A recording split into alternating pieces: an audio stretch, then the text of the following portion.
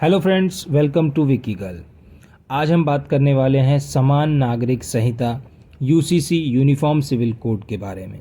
तो सबसे पहले हम ये जान लेते हैं कि यूनिफॉर्म सिविल कोड है क्या। यूनिफॉर्म सिविल कोड भारत में रहने वाले सभी भारतीय नागरिकों के व्यक्तिगत कानून बनने और लागू करने का एक प्रस्ताव है जो सभी नागरिकों पर उनके धर्म या लिंग की फिक्र न करते हुए समान रूप से लागू होता है। हालांकि वर्तमान में विभिन्न समुदायों के व्यक्तिगत कानून उनके धर्म ग्रंथों के आधार पर स्थापित किए गए हैं और ये कानून अलग अलग धर्मों में अलग अलग हैं।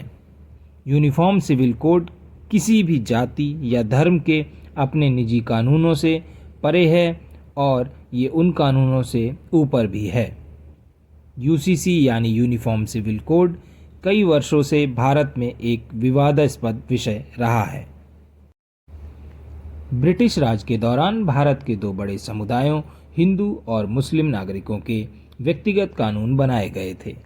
अंग्रेजों को इन दोनों ही बड़े समुदायों से सहानुभूति चाहिए थी, इसलिए इन्होंने दोनों ही समुदायों की हमदर्दी लेने के लिए ये फैसला लिया।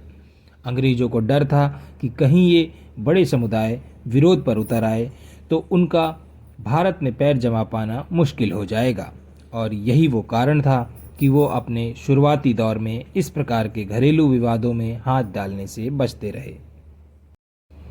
गोवा भारत का एक ऐसा एकमात्र राज्य है जिसमें कि एक समान पारिवारिक कानून लागू है। गोवा की जो ब्रिटिश इंडिया से अलग था और पुर्तगाल के अधीन रहा, वहाँ इस कानून को बरकरार रखा गया। जब 1947 में भारत आज़ाद हुआ तब भारत में हिंदू कोड बिल की पेशकश की गई, जिसमें हिंदू, बौद्ध, जैन और सिख इत्यादि धर्मों के विभिन्न संप्रदाय शामिल हुए। इस हिंदू कोड बिल में व्यक्तिगत कानूनों को सुधारा गया और उन्हें संहिताबद्ध किया गया। इस हिंदू कोड बिल में मुसलमानों, ईसाइयों, यहूदियों और पारसियों को छूट दी गई और इन सभी समुदायों की हिंदू समुदाय से एक अलग समुदायों के रूप में पहचान बनी। तब से लेकर आज तक कई बार इस कानून को लेकर बहस होती रही है, मगर कानून की किताब में अपनी जगह बनाने के लिए शायद इसे अभी और इंतज़ार करना पड़े या उसका सपना अधूरा रह जाए।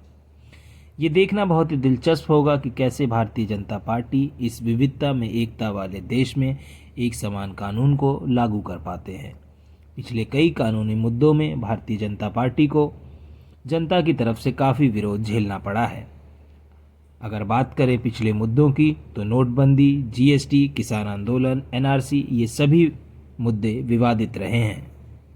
2023 में भारत के विधि आयोग ने एक सार्वजनिक नोटिस जारी कर यूसीसी पर सुझाव मांगे थे।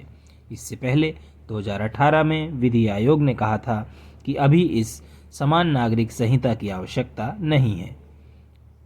इस विषय पर 185 पन्नों के परामर्श पत्र में आयोग ने इस बात पर जोर दिया था कि सांस्कृतिक विविधता वाले इस देश में हमें इस हद तक भी समझौता नहीं किया जाना चाहिए कि यूनिफॉर्म सिविल कोड या एकरूपता के लिए हमारा ये प्रस्ताव ही भारत की क्षेत्रीय अखंडता के लिए एक खतरे की वजह बन जाए। कुछ ऐसे तर्क हैं जो यूनिफॉर्म सिविल कोड के पक्ष में दिखाई देते हैं। यह लैंगिक समानता और धर्मनिरपेक्षता को बढ़ावा देगा। इससे कानूनी व्यवस्था सरल होगी और लोगों को अपने अधिकार को जानने में आसानी होगी। इससे भारत के विभिन्न संप्रदायों को एकीकृत करने में भी मदद मिलेगी। वहीं कुछ ऐसे तर्क भी हैं जो यूनिफॉर्म सिविल कोड के विपक्ष में दिखाई देते हैं, जैसे कि यह धार्मिक स्वतंत्रता का उल्लंघन होगा, इसे लागू करना कठिन होगा, यह सभी संप्रदाय के सर्वोत्तम हित में नहीं होगा। यूसीसी एक जटिल मुद्दा है, इसका कोई आसान उत्तर नहीं है। आने वाले कई वर्षों तक भारत में इस पर बहस जारी रहने की संभावना है। बहुत सारे लोग यूनिफॉर्म सिविल कोड को लेकर परेशान हैं कि ऐसा कानून क्यों लाया गया है, पर उनके लिए ये जान लेना बहुत ज़रूरी है कि ये एक प्रस्ताव है, ये अभी कोई कानून नहीं है। अगर ये प्रस्ताव पारित होता है तब जाकर इसकी कानून बनाने की प्रक्रिया शुरू की जाएगी। संसद में इस प्रस्ताव को लेकर काफ़ी बार बहस हो चुकी है, लेकिन ये प्रस्ताव अभी तक पारित नहीं हुआ है। भारत का विधि आयोग इस प्रस्ताव पर लगातार सुझाव मांग रहा है। यूनिफॉर्म सिविल कोड के पक्ष और विपक्ष दोनों में ही तरह तरह के सुझाव हैं।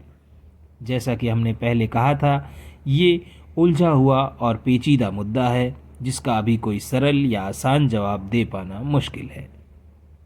अगर हम नज़र डालें अपने पड़ोसी देश पाकिस्तान पर, तो पाकिस्तान ने भी समान संहिता को लागू किया है। इसके साथ ही अमेरिका, बांग्लादेश, टर्की और इजिप्ट जैसे बहुत सारे देशों ने भी समान संहिता को लागू किया है।